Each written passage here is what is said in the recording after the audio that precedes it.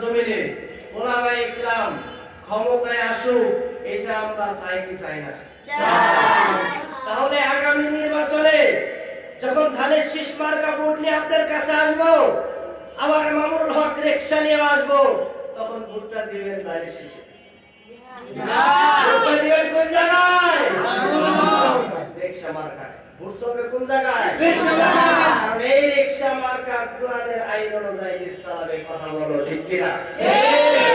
আবার যে জায়গায় রিকশা মার্কা নাই সে জায়গায় হাত পাকা আছে। সে জায়গায় কোন পাকা আছে? হাত পাকা।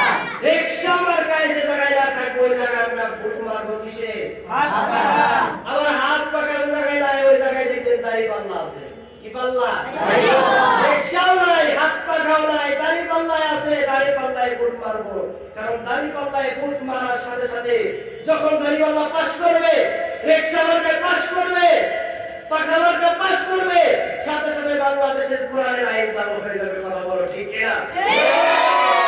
আর কোরআনের আইন যখন এই দেশে চালু হবে, তখন এই দেশের নাস্তিক, এই দেশের মুরতাদ, যারা নবীরে গালি দেয়, যারা আল্লাহরে গালি দেয়, তাদেরকে ফাঁসির কাস্টে ঝোলানো হবে। কথা বলো ঠিক কিনা?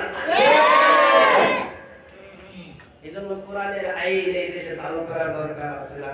আছে। কোরআনের আইন চালু হলে কোনো ভুল আর দোষিতা হবে না। কেউ সম্পন্ন আর মারামারি করতে পারবে